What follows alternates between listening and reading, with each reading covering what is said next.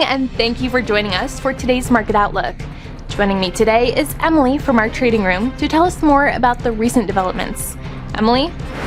The dollar rose to a 3-month high against the euro, extending its gains from last week on doubts about the outlook for another Fed rate cut this year.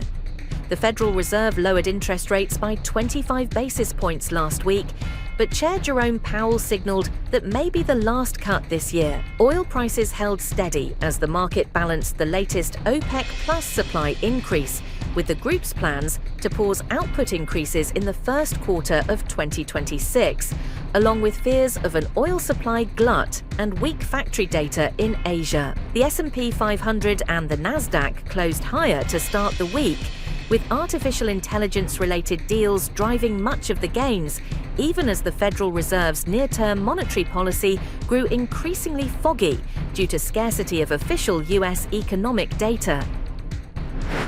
The dollar-yen pair traded sideways in the last session.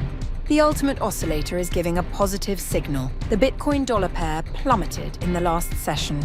The stochastic RSI is giving a positive signal. Gold prices saw moderate gains in the last session.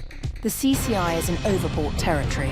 Crude oil prices saw moderate losses in the last session. The stochastic indicator is giving a positive signal. The next few days will feature a busy economic calendar showcasing important reports that range in significance. Market participants should stay alert for possible fluctuations as these updates are made public. Anticipating market reactions to these updates will be vital for traders. Having an adaptable approach can help manage risk and take advantage of sudden market movements. We hope that you've enjoyed our Tuesday's financial report. On behalf of all of us here, we wish you a productive trading day.